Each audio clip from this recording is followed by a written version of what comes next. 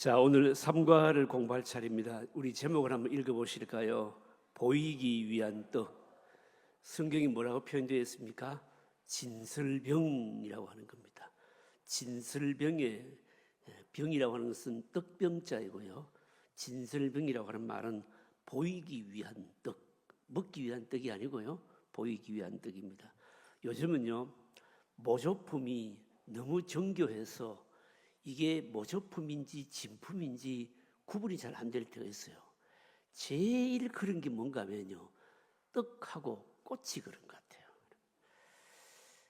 이 떡이 꽃이 말입니다. 얼마나 이게 이 모조품이 잘 만들어 나왔는지 어떤 경우에는요, 그냥 봐서는 잘 모르고 어떻게 합니까? 만져봐야 돼요. 만져보거나 냄새를 맡아보든지 그렇게 해야 될 정도로 막 너무 예쁘게 모조품이 만들어져 나오니까 이게 진품인지 모조품인지 구분이 안 돼요.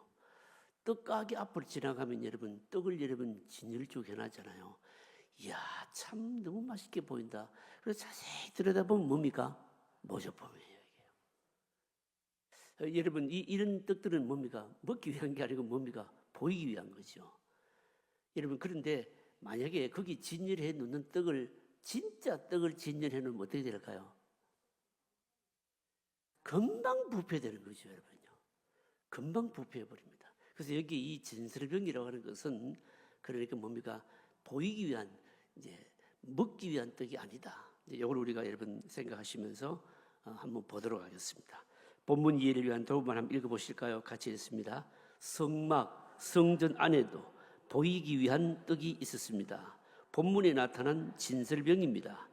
우리말로 진설병이라면 무엇을 의미하는지 잘 이해가 되지 않습니다. 영어로는 쉽게 알 수 있는데 쇼 브레드입니다. 먹기 위한 떡이 아니고 보이기 위한 떡입니다. 진설병, 거룩한 떡은 고운 가루로 만든 누룩을 넣지 않는 빵으로 성소 안에 떡상에 올려놓은 떡을 말합니다. 원래 뜻은 그 얼굴의 빵, 즉 하나님의 얼굴 앞에 놓인 빵입니다.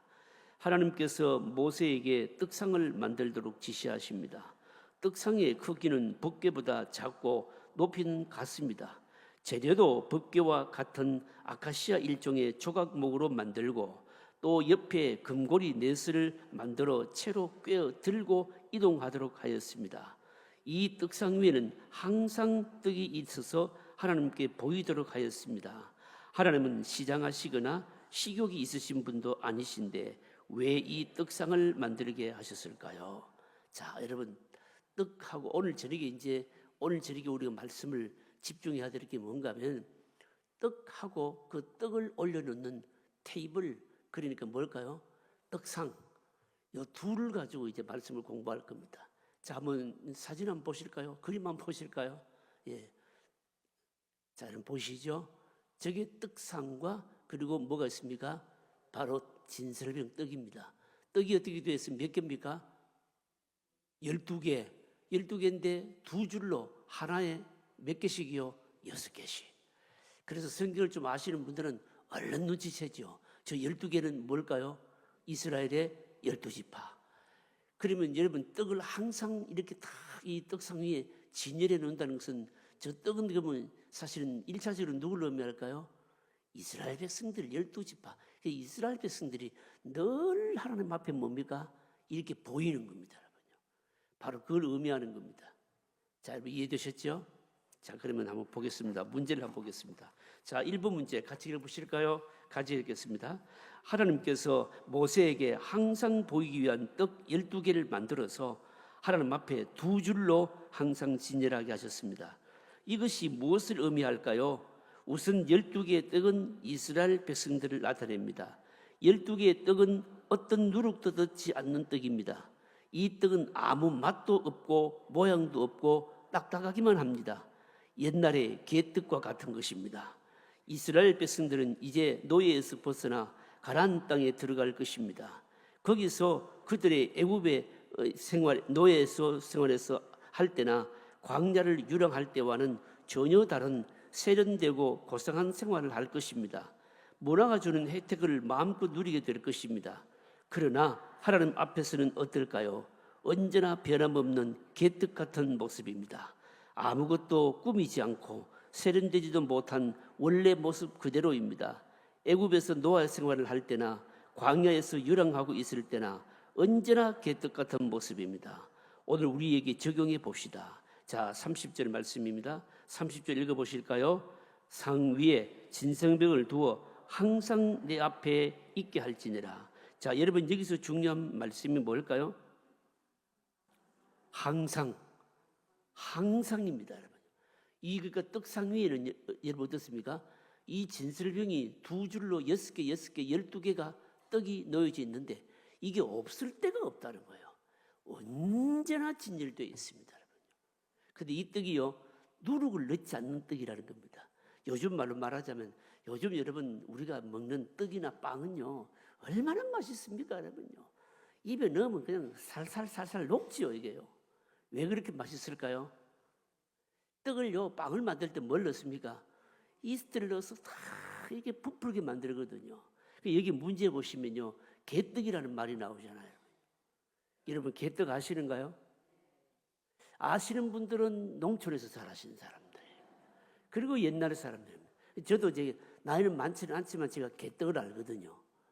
이 개떡은 여러분 뭘로 만드는가 하면, 여러분 보리를 여러분 정미소에 방앗간에 가서 찍으면은 몇 번에 걸쳐서 공정 과정을 거쳐서 맨 마지막에 이제 완전히 다 이게 이 보리나 여러분 벼를 찍을 때요, 그것도요 그 사실은 용어가 있어요. 몇 도로 깎고 그러니까 얼마나 많이 깎고 덜 깎느냐. 여러분 덜 깎는 게 여러분 뭘까요? 쌀 같은 경우는요, 현미 같은 경우에는 껍질만 벗긴 거예요, 이게요. 영양분은 많지만 먹기가 어떻습니까? 굉장히 입에 깔끄럽지요. 보리도 여러분 마찬가지입니다, 여러분요. 농촌에 옛날에만 제가 자랄 때 하더라도 5월달, 6월달에 되면 그냥 쌀이 없는 거예요, 여러분. 그때 뭐만 먹을까요? 보리쌀만 먹는 거예요, 이게요. 보리쌀만 먹는데 여러분 이 보리를 찍을 때도 마찬가지입니다. 보리를 다 몇 번 과정을 거쳐서 맨 마지막으로 이제 다 찍고 나면, 이제 다 찍고 나서 보리가 마지막 나올 때 되면 그 보리쌀에서 뭐가 흐를까요? 가루가 흘러요. 가루가 흐르는데 그 가루가 여러분 옛날에 경상도에서는 당가리라 그랬어요. 그 당가리를 가지고 뭘 만듭니까? 떡도 만들고, 그 다음에 뭔가 하면요, 옛날에 여러분 경상도에서 시금장 먹어보셨어요? 시금장 먹어보셨대요, 여러분요. 시금장을요, 그러니까 여러분 된장을 담그기 위해서 꼭 필요한 게 뭡니까? 메주지요. 메주 같은 것을, 메주는 콩으로 만들지만 시금장이라고 하는 것이 있는데, 이 시금장을 뭘로 만드는가 하면 여러분 이 보리가루에서, 보리쌀 가루에서 나온 것을 가지고 시금장을 만들어서 먹는 거예요. 근데 그걸 가지고 떡을 만들면 그게 무슨 떡일까요? 개떡인 거예요. 근데 이 개떡이라는 게 맛이 있을까요, 없을까요?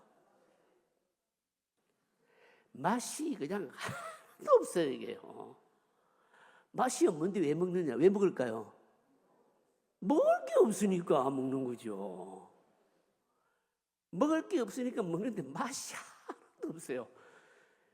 그런데 말입니다. 네 맛도 아니고 내 맛도 아니다고 그 사람이 얘기하시는데, 맞아요. 네 맛도 아니고 내 맛도 아니고 아무 맛도 없는 겁니다. 그렇다고 해서 요즘은 뭡니까? 가래떡을 여러분 빼가지고, 요즘 사람들은 가래떡을 먹는데도 어떻게 먹습니까? 꿀에 찍어 먹잖아요. 꿀이 어디 있나요? 그게 꿀도 없고 그냥 먹는 거예요, 여러분. 워낙 먹을 것이 없으니까 그거라도 먹는 거예요. 근데 이스트라도 좀 넣어서 좀 부풀게 해서 먹으면 좀 맛이 있을 텐데 그렇지도 않으니까 딱딱한 게 맛이 하나도 없는 거예요. 여기 나오는 진설병이라고 하는 이 떡이 바로 그런 떡입니다.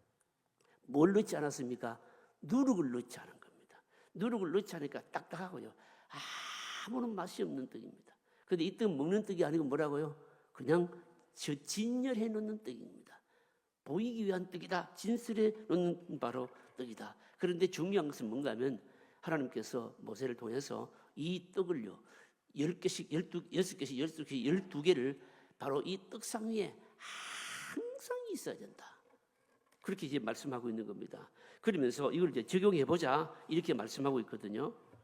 여러분 이게 뭘까요? 왜 하나님 앞에 이 떡이요 항상 있어야 된다고 말하느냐? 항상 있어야 된다. 이게 도대체 무엇을 말하느냐라고 하는 겁니다. 사실은 여러분 이 떡은 여러분 누구를 상징할까요? 이 떡은 1차적으로 누구를 상징하는가 하면 이스라엘 백성들을 상징하는 겁니다, 여러분요. 그러니까 이스라엘 백성들, 오늘 우리들도 마찬가지입니다. 언제나 하나님 앞에서 뭡니까? 무슨 뭐 부풀게 해서 말랑말랑하게 해서 막 아주 맛있는 그런 모습이 아니고 어떤 모습이라고요? 맛도 하나도 없고 볼품도 없는 어떤 모습이요? 개떡과 같은 모습이에요. 누가요? 이스라엘 백성들이. 누가요? 내가 이래 되면 내가. 저와 여러분들이 개떡 같은 자질이라는 거예요. 좀 듣기 싫은지 모르지만. 그 우리는 뭡니까? 우리는 항상 하나님 앞에 늘 있어야 되는데 늘 하나님 앞에 있는 존재들인데 그런데 우리들이 어떤 존재들이라고요? 별로 볼품없는 존재들이라는 거죠. 이스라엘 백성들이 광야 430년 동안 무슨 생활을 했습니까? 노예 생활을 했습니다. 이 질문이 그런 질문 아닙니까? 그리고 또 광야 40년을 여러분 통과합니다. 여러분 광야 40년을 통과하면서 얼마나 힘들었겠습니까? 물론 하나님께서 먹이시고 입히시겠지만 그야말로 광야는 안정되지 않는 곳 아닙니까, 여러분요? 그런데 앞으로 이스라엘 백성들이 가나안 땅에 들어가면 어떻게 될까요? 삶의 환경이 급격하게 바뀔 거라고요. 그러니까 뭐 어떻게 바뀌겠습니까? 아주 세련되게 바뀌는 겁니다. sophisticated라고 하는 거예요. 아주 세련되게 바뀌는 겁니다. 어떻게 세련되게 바뀝니까?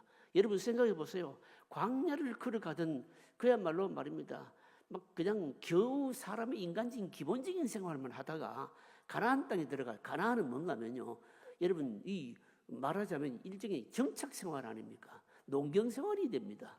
모든 것이 풍요롭고요. 문화 생활이 될 것이고요. 이미 그곳에는 뭡니까? 가나안 사람들이 저들이 누려왔던 뭡니까? 아주 세련되고 편리한 세속적인 문화가 있지 않습니까? 거기에 젖어들 것이고 거기에 젖어들면서 잊어버릴 게 뭡니까? 애굽 생활도 잊어버리고 광야 생활도 잊어버리고 다 잊어버릴 것이란 말입니다. 그럼에도 불구하고 왜 하나님께서는 이런 떡을 만들어서 진열해 놓도록 하셨는가 하면 그런 생활이 너희들에게 닥친다 할지라도 언제나 너희들은 하나님 앞에서는 어떤 모습으로요? 얘기해 보십시오. 어떤 모습으로? 개떡 같은 모습으로. 이걸 잊지 말고 늘 하나님 앞에 그렇게 있어야 한다는 얘기예요. 있어야 한다는 거. 이 무슨 말입니까? 이스트를 넣지 않는다는 것은 뭡니까? 변질되지 않고 그냥 볼품 없는 내 모습 그대로 항상 뭡니까? 하나님 앞에 있어야 된다. 이걸 이제 말하고 있는 겁니다, 여러분. 여러분 이게 왜 중요할까요, 여러분요? 여러분 우리가 한번 적용해 보십시다. 우리는 사실은 늘 믿음 생활하면서 여러분 늘 뭘 의식합니까? 뭘 의식하는가 하면 다른 사람이 내 어떻게 보느냐 다 이걸 여러분 늘 의식하잖아요.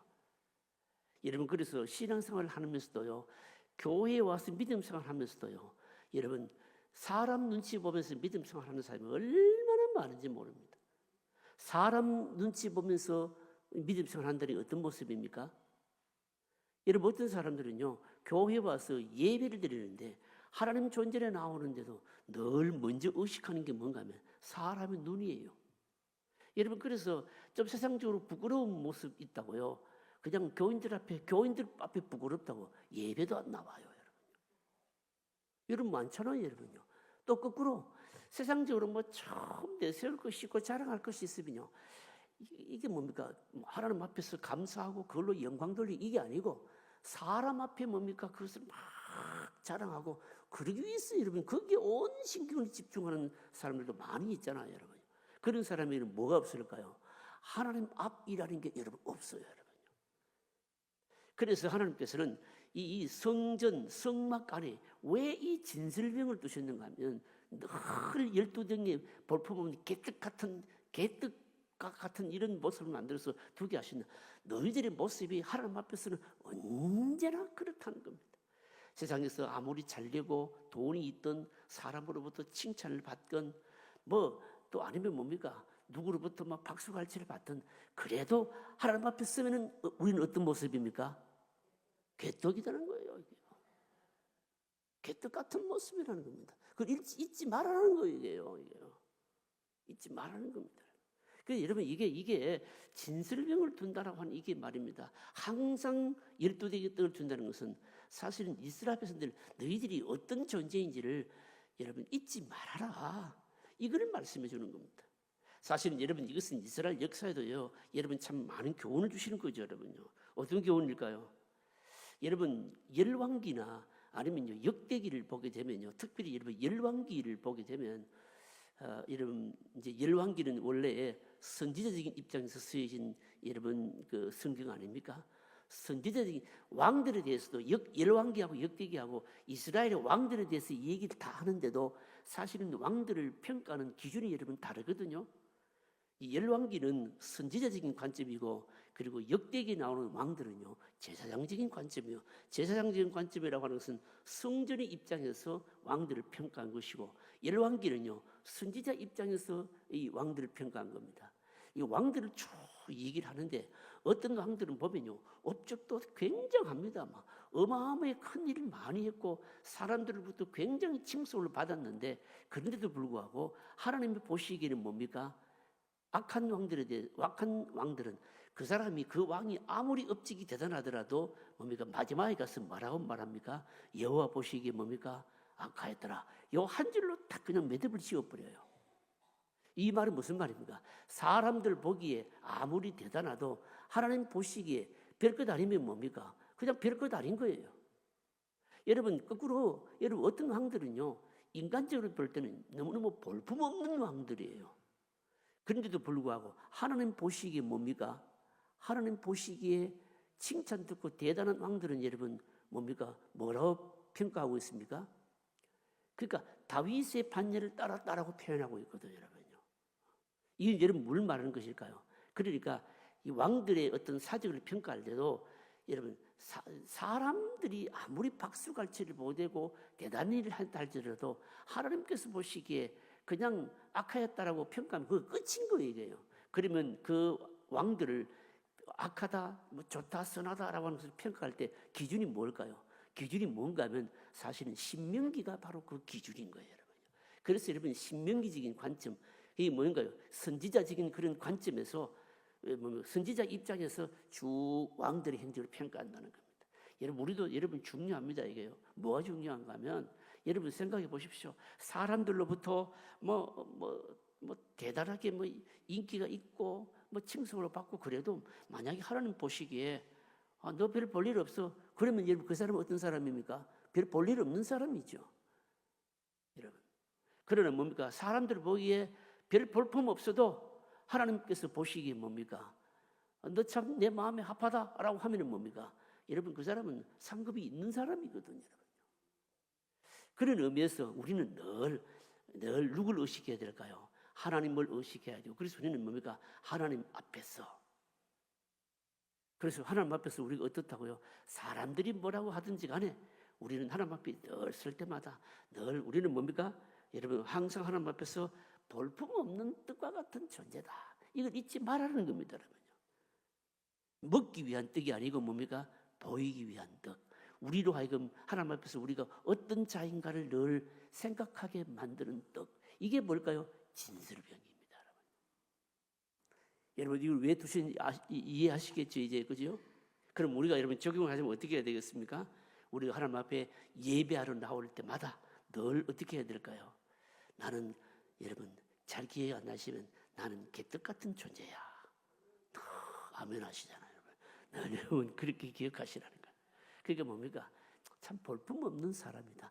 그런데 하나님께서 뭡니까? 나를 내 믿음을 보시고 뭡니까? 아름답게 복되게 귀하게 보아주시기 때문에 뭡니까? 귀한 거예요. 자, 보십시다. 2번 문제입니다. 2번 문제 같이 읽어보실까요? 자, 같이 읽겠습니다. 이스라엘을 나타내는 12개의 떡이 항상 하나님 앞에 있다는 것은 그들이 비록 이 세상에서 생활하고 있지만 그들의 소속은 언제나 하나님의 보좌 앞이라는 것을 나타냅니다. 저들이 어디서 어떻게 살든지 소속은 하나님 앞입니다. 마치 무슨 파견 근무를 나와 있는 것과 같습니다. 공무원이나 직장의 직원이 어떤 일을 위해 다른 지역으로 파견 근무를 할 때가 있습니다. 파견 근무하는 사람은 자신의 소속된 곳의 명예를 위하여 열심히 일해야 합니다. 하지만 파견된 곳에서 아무리 열심히 일을 해도 모든 결정은 원래 소속된 곳에서 이루어집니다. 승진과 대우 모든 것이 본사에서 이루어집니다. 우리 역시 마찬가지입니다. 우리 하는 모든 것이 하나님의 보좌 앞에서 결정됩니다. 이 세상에서 아무리 잘해도 하나님이 인정해 주시지 않으면 안 됩니다. 우리는 항상 하나님 앞에 자신을 보여야 합니다. 하며 우리의 모든 일이 하나님의 보좌 앞에서 결정된다는 것을 믿어야 합니다. 우리가 기도하는 것이 왜 중요할까요? 기도하면서 하나님께 우리의 마음과 생각을 모든 것을 맞춥니다. 하나님께서 받음직하고 보시기에 참 좋도록 만들어지는 것이 기도의 시간입니다. 세상에서 잘 되기를 원한다면 먼저 하나님께 내 자신을 맞추는 것이 필요합니다. 하나님 앞에 항상 자신을 보여야 한다는 것을 적용해 봅시다. 30절입니다. 자, 여러분 보십시오. 하나님 앞에 항상 보여야 된다. 이걸 적용해 보자 이겁니다. 좀 부정적인 부분도 있을 것이고요, 좀 긍정적인 부분도 있을 것입니다. 하나님 앞에서 여러분 특별히 말입니다. 이 퓨리탄들은요, 청교도들은요, 이 하나님 앞에서 사는 것, 하나님 앞에서라고 하는 것을요, 삶의 모토로 성경을 그냥 적용하면서 삶의 모토로 생각할 정도로 그만큼 귀중히 여겼던 것이에요. 여러분 하나님 앞에서 여러분 이게 부정적으로 생각하면 여러분 어떻습니까? 어떨까요? 어떻게 보면 우리가 늘 하나님 앞에서 산다라고 하는 것이 뭡니까? 좀 부담스럽기도 하죠, 여러분요. 어떤 면에서 뭡니까? 늘 하나님 의식해야 된다고 하는 것 생각하면요, 짓눌리는 기분이 들 수도 여러분 있을 것입니다. 또 어떻습니까? 그러니까 짓눌리고 그리고 또 어떻게 보면 부담스러우니까 숨길 수밖에 없다. 여러분 이런 면도 있죠. 여러분 이게 뭘까요? 하나님 앞에서라고 하는 것의 부정적인 의미일 것입니다. 반면에 우리가 늘 하나님 앞에 우리 자신을 보여야 된다. 하나님은 우리를 늘 보고 계신다. 이것의 또 긍정적인 면은 여러분 어떤 것일까요? 긍정적인 면은 어떤 것일까요? 어떤 것이 여러분 긍정적인가 하면 여러분 하나님이 나의 모든 것을 다 알고 계신다. 여러분 죄를 지으면요, 하나님의 모든 걸 알고 계시는 게 부담스럽지만 내가 고난 가운데 있거나 곤고함이 있거나 어려움 가운데 있다면은, 또 아니면은요 세상 사람들에게, 주변 사람들에게 말하지 못할 여러분 많은 그런 고민거리가 있을 때 여러분 그때 뭡니까? 그때는 또 하나님께서 나의 모든 걸 다 보고 계신다. 이게 뭘까요? 어마어마한 위로가 되는 거예요. 이게요, 어마어마한 힘이 되지 않겠습니까, 여러분요? 왜 그럴까요? 사람은 몰라도 하나님은 다 알고 계시고 나를 다 살피신다. 여러분 이게 뭘까요? 이게 여러분 말할 수 없는 위로인 거예요, 이게. 여러분 그러면 여러분 이걸 우리가 어떻게 적용하면 좋을까요? 어떻게 적용하면 좋을까요? 여러분 양면을 다 적용하셔야 돼요, 여러분요. 그럼 어떻게 적용하면 좋겠습니까? 부정적인 부분, 하나님 앞에서 산다는 것이 내가 막 거리낀다, 부끄럽다, 짓눌린다, 부담스럽다. 여러분 그럴 때는 뭡니까? 그러면은 뭔가 하나님 앞에 거리낌이 있는 거예요, 이게요. 그런데 반면에 하나님이 나를 다, 나의 모든 걸 다 보고 계시고 알고 계신다. 위로가 될 때는 뭡니까? 분명히 뭔가 힘든 일이 있을 때라고요, 여러분요. 여러분 그래서 이쪽 저쪽 어떻습니까? 여러분 우리가 다 잘 적용하게 되면 여러분 이러나 저러나 하나님은 우리를 다 어떻게 하실까요? 보고 계시고 알고 계시는 겁니다. 그래서 여러분 경건한 하나님의 백성들은요 늘 의식하지요. 하나님 앞이라고 하는 것을 의식합니다. 이 진설병이 우리에게 보여주시는 바로 의미, 교훈이 여러분 바로 이겁니다. 그 다음 문제 3번 문제 읽어보겠습니다. 이 3번 문제는 이게 문제라기보다는요 완전히 무슨 막 이게 설명인데, 이 진설병이라고 하는 진설병이 어떤 의미인가에 대해서 신학적인 의미를 제가 글로 일부러 다 썼습니다. 여러분 이거 읽으실 때 목사님 이거 컴퓨터 지신다고 애먹었겠다 생각하시고 한번 쭉 읽겠는데, 세 가지 의미를 쭉 얘기해요. 진설병이라고 하는 것은 하나님 앞에 우리가 항상 보여야 된다라고 하는 이것의 신학적인 의미가 뭐인지를 세 가지를 제가 정리를 해서 지금 해놨거든요.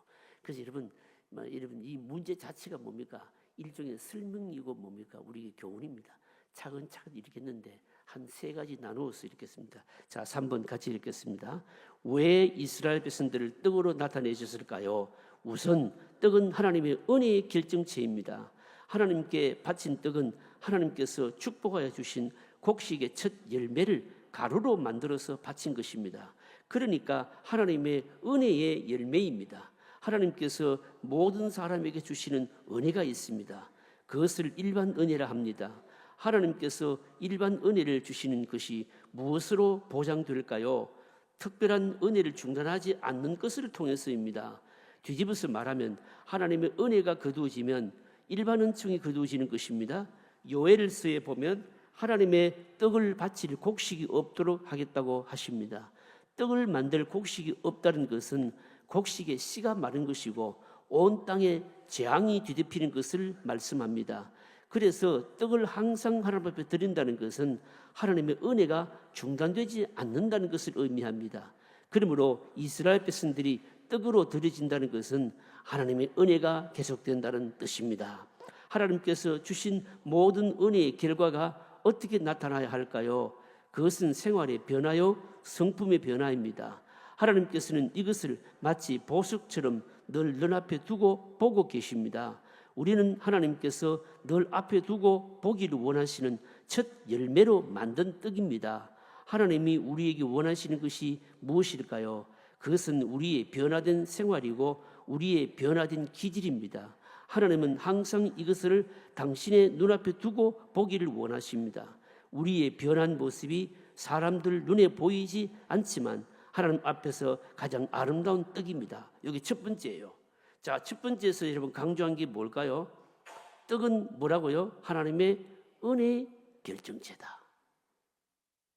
떡은 뭡니까? 곡식 가루를 가지고 고운 곡식 가루를 가지고 떡을 만들어서 늘 진열에 두듯이 여러분 만약에 이 떡이요 요엘서 보면 이런 게 나옵니다. 하나님께서 메뚜기 재앙을 말씀하시는데 얼마나 모든 것을 메뚜기가 말입니다. 이 메뚜기 재앙이 임하니까 모든 것을 그냥 다 갉아 먹어버리고 없으니까 수확이 없는 거예요. 수확이 없으니까 여러분 뭡니까? 열매가 없죠. 열매가 없으니까 뭐 하겠습니까? 떡을 만들 열매, 곡식이 없는 거예요, 여러분. 곡식이 그러니까 떡을 만들 곡식이 없다는 것은 하나님의 은혜가 거두어졌다는 것이거든요. 그런데 떡이 항상 만들어져 받쳐져 있다라고 하는 것은 뭡니까? 하나님의 은혜가 중단되지 않고 계속된다라고 하는 뜻인 거예요. 그래서 이 떡이 언제나 이 떡상 위에 진열되어 있다고 하는 것은 하나님의 은혜가 끊이지 않고 있다라고 하는 것은 뭡니까? 상징이었다는 거죠, 이게요. 여러분 오늘 우리들도 여러분 마찬가지 아니겠습니까? 여러분요, 마찬가지입니다. 여러분 하나님의 은혜가 늘 여러분 끊이지 않고 중단돼야 되거든요. 하나님의 은혜가 계속 공급되면서 나타나는 열매가 뭘까요? 우리의 성품에, 우리의 기질의 변화, 이런 것들은 뭡니까? 하나님께서 언제나 보기를 원하신다. 여기 뭡니까? 이게 사실은 이 진설병 떡에 담긴 첫 번째 신학적인 의미예요. 이게요. 두 번째로 보십시다. 자, 그 다음에 또 중간에 있으면 계속 읽겠습니다. 다음으로 하나님께 바쳐진 떡은 누룩이 없어야 합니다. 성경에서 다 그런 것은 아니지만 특히 구약 율법에서 누룩은 거짓된 것, 순수한 것이 변질된 것의 의미로 사용되고 있습니다. 하나님 앞에 드려진 떡은 항상 있는 모습 그대로여야지 뭔가 가식이 들어가거나 부풀어서 변질된 것이어서는 안 됩니다. 우리 역시 그런 모습이 되어야 한다는 뜻에서 이스라엘 백성들을 떡으로 나타낸 것입니다. 세상에서 사람들이 무엇이라 하든지 우리의 본래 볼품없는 떡입니다. 하나님 앞에 설 때는 언제든지 있는 그대로 나아가야 하는 것이 좋습니다. 그리고 하나님 앞에 누룩 없는 볼품없는 떡으로 나타난다는 것은 부끄러운 것이 아닙니다. 화려하고 자랑거리가 많지 않아도 좋습니다. 있는 모습 그대로 나아가는 것이 좋습니다. 자, 이 떡의 또 하나의 또 신학적인 의미가 뭡니까? 뭐가 안 들어갔다고요? 그 누룩이 안 들어갔다는 것이 뭡니까? 이건 뭘 의미한다는 것일까요? 누룩은요, 사실은 이제 변질된 어떤 좋지 않는 영향력을 나타내는 데 사용되지 않습니까? 그래서 이런 것이 안 들어갔다는 것은 뭡니까? 가식 없이 변질되지 아니하는 그 모습 그대로를 지금 의미한다는 거죠, 여러분. 여러분, 우리가 그래야 됩니다. 우리가요, 하나님 앞에 여러분 볼품 없는 모습으로, 부끄러운 모습으로, 이렇게 세상적으로 보면 좀 부끄러운 모습으로 이렇게 하나님 앞에 나타나는 것이 여러분 그거 우리가 너무 부끄러워하지 말아야 된다는 거죠. 부끄러우면 부끄러운 대로, 부족하면 부족한 대로 가식 없이 변질되지 아니하고 있는 그대로의 모습대로 늘 하나님 앞에 있는 것이 뭡니까? 가장 복되고 아름답다는 거예요. 그 다음에 세 번째로 더 보십시다. 셋째로, 자 같이 읽습니다. 셋째로, 역시 이 떡은 부패하지 않을 수 없습니다. 누룩이 없는 떡이라 해도 결국은 부패할 수밖에 없습니다. 누룩이 든 떡보다는 덜 부패하겠지만 결국 이 떡도 부패합니다. 그래서 하나님은 이 떡을 일주일마다 갈아서 새 것으로 드리게 하셨습니다. 무엇을 말할까요? 하나님이 자기 백성을 떡으로 나타내신 것은 우리의 부패한 본성을 말합니다. 그래서 일정하게 새 것으로, 새로운 것으로 교체해야 합니다. 있는 그대로 두면 아무리 하나님 앞이라 하더라도 썩는 것이 이스라엘의 본성입니다. 떡은 늘 새로워져야 합니다. 이것이 오늘 우리의 본성입니다. 우리는 있는 그대로 두면 하나님 앞이라 하더라도 어느새 변질되고 부패합니다. 부패하지 않으려면 어떻게 하는 것이 좋을까요? 우리가 생각하는 것보다 훨씬 더 큰 희생이 있어야 합니다. 이스라엘의 역사를 예를 들어 보십시다. 하나님 앞에서 다윗 왕가는 누룩 없는 떡이었습니다. 그러나 이미 솔로몬 때부터 썩어 들어가기 시작하는 것을 하나님이 보셨습니다. 하나님께서 생각하셨습니다. 다윗 왕가를 버릴 것인가? 아니면 그대로 두고 썩은 부분을 도려낼 것인가? 하나님은 다윗과의 언약을 생각하셔서 다윗 왕가를 지켜주시는 대신에 12지파 중에서 10지파를 버리셨습니다. 떡 10개, 12개 가운데 2개만 남겨두고 10개를 버리셨습니다. 무슨 말일까요? 썩는 힘을 억제시키려면 한두 지파만은 떼어내서 안 됩니다. 하나님께서는 거의 전체를 다 버리듯이 해야만 겨우 다윗 왕가의 순수성이 유지된다는 것을 아셨습니다. 하나님께서는 우리의 신선들을 달아보고 계십니다. 우리 안에 있는 믿음이 썩지 않으려면 우리의 생활의 가장 기본적인 최소한을 제외하고서는요, 거의 다 버리는 식의 희생이 뒤따르지 않으면 결코 신선할 수가 없다는 것입니다. 이것저것 자기가 하고 싶은 것 다 하면서 제대로 신앙생활을 한다는 것은 거짓말입니다. 우리가 생각하는 것보다 훨씬 더 많은 희생이 따르지 않고는 결코 순수한 신앙은 존재할 수 없습니다. 그래서 우리는 계속 싸워야 합니다. 변질되려는 것과 그것에 대하여서 우리의 순수성을 지키는 싸움입니다. 그리고 거기서 많은 희생이 있지 않으면 절대로 이 떡은 순수할 수 없습니다. 이런 변질 때문에 차라리 조금이라도 덜 썩는 딱딱한 개떡이 좋을는지 모릅니다. 오늘날처럼 믿음의 순수성을 지키기 위해 어려운 때에는 차라리 시대에 조금 뒤떨어지는 것이 좋습니다. 왜냐하면 자칫하면 순수성을 완전히 잃어버릴 가능성이 있기 때문입니다. 세상에 대해서 너무 세련되지 않아도 좋습니다. 속지 않을 정도만 되면 됩니다. 하나님의 백성으로서 백성들을 떡으로 나타내는 이유를 통해 나는 어떤 떡인지 적용해 봅시다. 어떤 떡인지 적용해 봅시다. 자, 여러분 세 번째 얘기하는 것이 뭘까요? 이 하나님 앞에 항상 진열되어 있는 이 떡의 의미가 뭘 말하는 것입니까? 비록 누룩 넣지 않는 그런 떡이라 할지라도 역시 이 떡도 뭐 한다고요?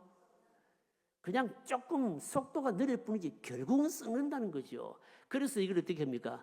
일주일마다 늘 새 것으로 바꾸었다는 겁니다. 이거는 무엇을 의미하는 겁니까? 우리들도 여러분 하나님 앞에서 늘 새로워져야 된다는 거죠. 그런데 늘 새로워져야 되는데 새로워지는데 여러분 뭐가 따른다고요? 어마어마한 큰 여러분 희생이 없으면 안 된다는 거예요. 이게요. 이걸요 여기 오늘 문제 보시면 설명하는데 구약의 예를 들어 설명하고 있잖아요. 뭐를 들어 예를 들어 설명하고 있습니까? 다윗 왕가를 들어 설명하고 있습니다. 다윗은 여러분 하나님 앞에 합한 왕이었잖아요, 여러분요. 그런데도 불구하고 여러분 다윗 왕가의 후손들이요 아들 솔로몬 때만 딱 되자마자 뭐 어떻게 했습니까? 벌써 부패하기 시작했거든요.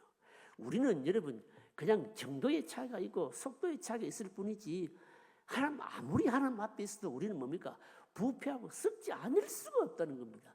그런데 이 썩지 않고 부패하지 않을 수 있는 방법이 뭔가 하면 늘 새로운 것으로 교체돼야 된다는 거죠. 우리가 늘 새로워져야 된다는 겁니다. 여러분, 그래서 보시면요, 하나님께서는 이 다윗 왕가의 순수성을 지키기 위해서 어떻게 하셨습니까? 이스라엘이 원래 12지파인데 유다와, 여러분 뭐만요? 유다와 베냐민 두 지파만 제외하고 나머지 뭡니까? 북이스라엘 10지파는 어떻게 했습니까? 다 뭡니까? 버리셨잖아요. 버린 게 뭡니까? 그게 바로 여러분 아수리의 포로로 가지고 완전히 망한 거 아니었습니까? 유다는 뭡니까? 하나님께서 정결하게 하시기 위해서 바벨론의 포로로 잡혀가게 하시는데 남은 자만 그래도 돌아오게 하시거든요. 무슨 말씀인가 하면 하나님께서는 이스라엘 백성들의 이 부패된 바로 이 썩은 것을 도려내시기 위해서 10지파를요 버리다시피 하심으로 말미암아 다윗 왕가의 순수성을 남은 자를 통해서 유지시켰다는 거죠, 여러분요. 그만큼 뭡니까? 늘 우리가 신선해지고 부패하지 않고 썩지 않는다는 것이 뭡니까? 어렵다, 쉽다? 어렵다는 거예요, 이게요. 이거는 보통 희생이 있지 않으면 여러분 안 된다는 거예요, 이게 여러분. 이 바로 사실은 이 진설병, 늘 진설되어 있는 이 갯것과 같은 이런 딱딱한 떡, 이것도 말입니다. 이것도 일주일마다 한 번씩 늘 교체됨으로 말미암아 그러니까 되게 하신 것을 통해서 우리에게 주시는 뭡니까? 교훈인 거예요, 이게요. 교훈인 거예요. 그래서 여러분 이 진설병을 통해서 여러분 생각해야 될 것이 뭡니까? 항상 첫째, 나는 개떡이야. 나는 늘 하나님 앞에 볼품없어. 내가 어떻게 살든지 어떤 모습이 있든지 하나님 앞에서는 그렇고 그래. 그냥 하나님께서 나를 뭡니까? 복되게 아름답게 봐주셨을 뿐이야. 그런데 뭡니까? 그런데도 불구하고 우리는 뭡니까? 늘 우리는 하나님 앞에서 살아야 돼. 하나님 앞에서 잊지 말고 또 하나는 뭡니까? 그렇게 하나님 앞에 살아도 뭡니까? 썩고 변질되는 것은 또 어쩔 수 없어. 정도의 차이 있을 뿐이지. 그래서 썩지 않고 그래도 좀 덜 변질되기 위해서 해야 될 게 뭡니까? 나는 늘 새로워져야 돼. 이거죠, 여러분요. 새로워질 수 있는 비결이 뭐냐 이 말입니다, 여러분. 새로워질 수 있는 비결이 여러분 뭘까요, 여러분요? 뭘까요? 어마어마한 희생을 치르면서 말입니다. 뭡니까? 버릴 것은 버리고 포기할 것은 포기하고 세상에 대해서는 좀 세련되지 못한다 할지라도 좀 뒤떨어진다 할지라도 뭡니까? 순수를 지키기 위해서 몸부림쳐야 되고 그래야 된다는 겁니다. 여러분 이해가 되십니까? 이 개떡 속에 담긴 여러분 이 교훈이요. 개떡 속에 이 담겨 있는 이 진리가요. 우리에게 주시는 교훈이요. 어마어마합니다, 여러분요. 그래서 말입니다. 교회에서 누가 잘난 척하면 그렇겠어요. 너 개떡이야 이렇게 한번 해보세요. 당신 개떡이야. 우리 모두는 다 뭡니까? 개떡입니다. 하나님 앞에서 잘난 척할 수 있는 사람 아무도 없다는 거지. 자, 그 다음 문제 보십시다. 4번 문제입니다. 4번 이제 떡상에 대한 얘기인데, 자, 읽어보실까요? 같이 읽습니다. 하나님께서는 떡에 대해 언급하시기 전에 떡상을 만드는 것에 언급하십니다. 어떻게 보면 떡을 놓기 위해 떡상을 만드는 것은 당연하다고 할 수 있습니다. 그래서 무시할 수도 있습니다. 하지만 떡이 드려지기 전에 하나님은 떡상을 준비하셨습니다. 떡상이 준비되지 않으면 떡이 땅에 놓여질 수밖에 없습니다. 이것이 의미하는 것이 무엇입니까? 자, 23절 읽어보실까요? 23절 같이 읽겠습니다. 너는 조각목으로 상을 만들되 길이는 2규빗, 너비는 1규빗, 높이는 1규빗 반이 되게 하고. 자, 사실은 여러분 뭡니까? 오늘 성경 본문은 떡상을 먼저 만드는 게 먼저 나오는데 문제는 뭐부터 풀었습니까? 떡부터 풀었거든요. 떡에 대한 것을 벌써 먼저 설명을 먼저 했어요. 이게요. 먼저 왜냐하면 떡이 워낙 중요하니까. 그런데도 불구하고 여러분 뭡니까? 떡상을 무시할 수가 없다. 이 질문이 여러분 이 질문이거든요. 이 떡상이 의미하는 바가 뭐냐? 23절에 보시면 떡상의 크기에 대해서 말하잖아요. 여기 뭐 한 규빗 반 이러니까 얼른 이해가 와 닿지 않잖아요. 떡상의 크기가 여러분 얼마나 되는가 하면요.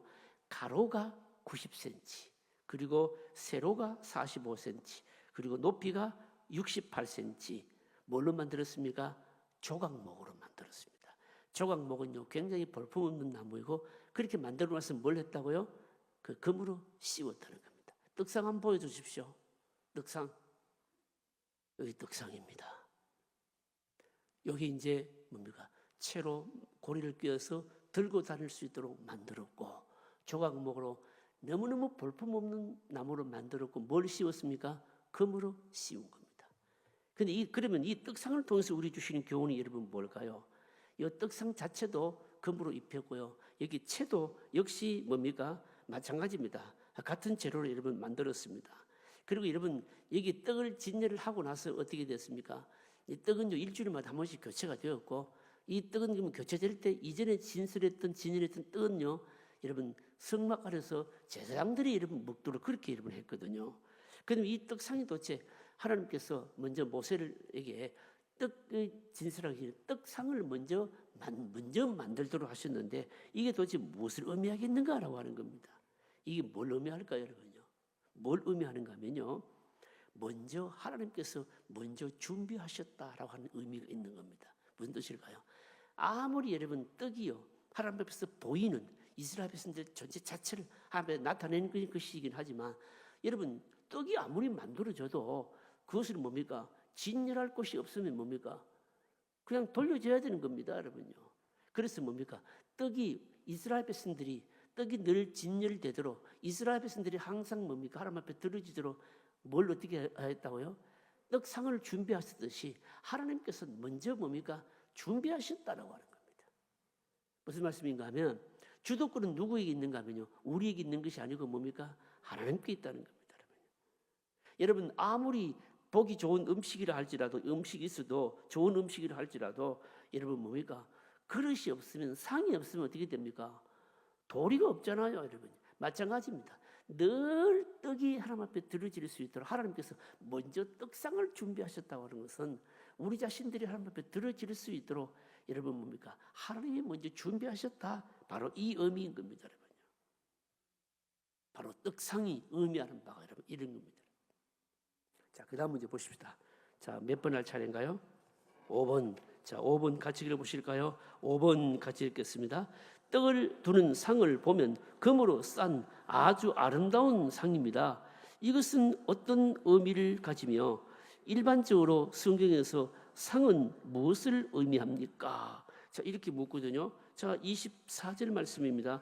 24절 같이 읽어보실까? 24절 같이 읽겠습니다. 순금으로 싸고 주위에 금태를 두르고 이게 뭔가? 이게 뭐 떡상이 이렇게 만들어진다는 겁니다. 그런데 여러분 상이 뭘 의미하는가? 그러면서 시편 23편 5절을 거기에 참고해라고 해놨어요. 시편 23편 5절 제가 한번 읽어보실까요? 같이 읽겠습니다. 주께서 내 원수의 목전에서 내게 상을 차려주시고 기름을 내 머리에 부으셨으니 내 잔이 넘치나이다. 자, 여러분 이게 무슨 말씀일까요? 여러분요. 통상적으로 이번 시편 23편 5절에서 내 원수의 목전에서 내게 상을 차려주시고 여기에 상은 여러분 뭘 의미할까요? 뭘 의미하는가 하면 사실은 뭡니까? 이거는 여러분 통상적으로 상은요 하나님께서 우리에게 주시는 상급을 바로 의미하는 겁니다. 다윗이요 원수들이 보는 앞에서 바로 뭡니까? 하나님께서 상을 차려주신다. 하나님께서 믿음으로 싸우고 믿음으로 살았던 그 모든 것에 대해서 뭡니까? 원수들이 보는 앞에서 당당하게 그러니까 상급을 베풀어 주시는 것이죠, 여러분요. 그러면서 상을 베푸시고 뭡니까? 자기 머리에 기름을 바르셨다. 여러분 그런 의미에서 여러분 이 상은요 하나님 앞에서 어떻게 보면 우리 위치이고요 우리의 상급이다, 우리를 향한 상급이다라고 보는 것입니다. 하나님이 준비하셔서 우리에게 바로 주시는 상급이다 이렇게도 해석하고 있는 겁니다. 자, 그다음 문제 보십시다. 자, 6번입니다. 자, 6번 같이 읽으실까요? 같이 읽습니다. 우리가 이 세상에서 크게 두려워하지 말아야 할 이유가 무엇입니까? 세상의 것을 조금 잃어버린다 해도 우리는 하나님을 위해 마련해 놓으신 상급이 있습니다. 때로 우리는 우리가 예배를 드리고 하나님을 섬기는 것 때문에 세상 사람들이 모든 것을 다 차지해 버리면 어떡하나 생각할 때가 있습니다. 사실 이런 사실이 우리를 불안하게 만듭니다. 그러나 염려할 것이 없습니다. 왜냐하면 우리의 상은 따로 있기 때문입니다. 이 세상 사람들이 원하는 것은 우리가 하나님께 예배하는 동안에 모든 것을 다 차지하고 믿는 자들에게는 한 자리도 주지 않는 것입니다. 하지만 하나님께서는 자기 백성들을 위해 구별하신 자리가 따로 있습니다. 그 자리는 세상 사람들이 아무리 차지하고 싶어도 이스라엘 백성들에게 가나안 땅이 그들의 자리였습니다. 그들의 상이었습니다. 주위의 많은 나라들이 얼마나 그 땅을 노렸는지 모릅니다. 그러나 그들은 땅을 차지할 수가 없었습니다. 왜냐하면 그 땅은 이스라엘의 차지였기 때문입니다. 이 세상이 아무리 미쳐 날뛰어도 우리의 상은 구별되어 있습니다. 그러므로 불안해하지 말아야 됩니다. 제대로 된 성도는 하나님 앞에서 부패하지 않는 삶을 살고 좀 맛없고 볼품없고 딱딱해도 있는 그대로 살아갑니다. 이런 떡이 되어야 됩니다. 하나님의 백성들이 받을 상에 대하여 바울이 말한 것이 무엇입니까? 자, 여러분, 바울이 말한 게 뭔지 고린도전서 4장 5절에 나옵니다. 자, 읽어보실까요? 같이 했습니다. 그러므로 때가 이르기 전 곧 주께서 오시기까지 아무것도 판단하지 말라. 그가 어두움에 감추인 것들을 드러내고 마음의 뜻을 나타내시리니 그때에 각 사람에게 하나님으로부터 칭찬이 있으리라. 자, 여러분, 여기 중요한 말씀이 저 말씀입니다.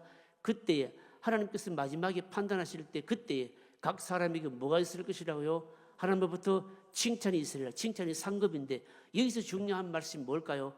각 사람에게 바로 이겁니다, 여러분요.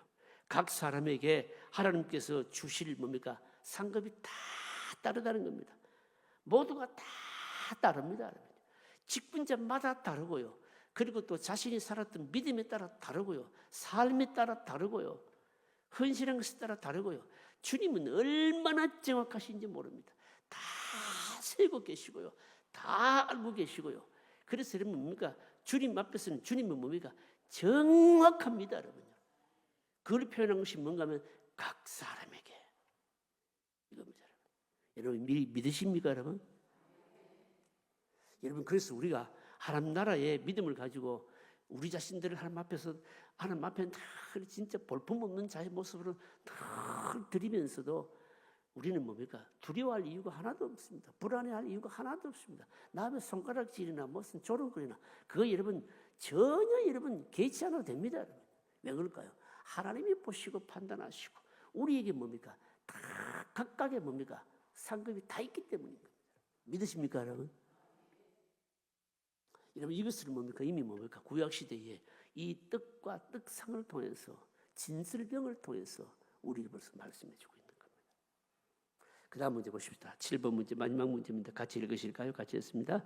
진설병은 생명의 떡으로 오신 그리스도의 그분의 말씀을 예표합니다. 진설병은 매 안식마다 무엇을 새로운 것으로 바꾸었으며 상에서 내려진 떡은 오직 제사장만이 먹을 수 있었습니다. 이 떡을 먹는다는 것은 하나님의 임재 안으로, 즉 하나님과의 교제 안으로 들어가는 것을 뜻합니다. 이처럼 구약의 제사장들은 임재의 떡을 통하여 하나님의 임재 안으로 들어갔지만 신약의 성도들은 예수님을 통하여 하나님의 임재 안으로, 하나님과의 교제 안으로 들어갑니다. 그래서 예수님은 자신을 무엇이라고 하셨습니까? 이렇게 묻거든요. 예수님은 뭐라고 하시는지 요한복음 6장 36절 35절 같이 읽으실까요?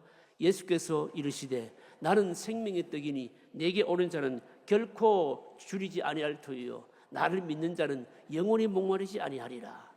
자, 이게 지금 6번 7번 문제가 무슨 말씀인가 하면, 자, 여러분 착각하시면 안 됩니다. 무슨 질문인가 하면 이 진설병이라고 하는 것은 늘 뭡니까? 떡상에 떡을 진열하지 않습니까? 볼품없는 떡이지만, 그러니까 첫째로는 누구를 상징한다고요? 이스라엘 백성들 내 모습을 나타내는 겁니다.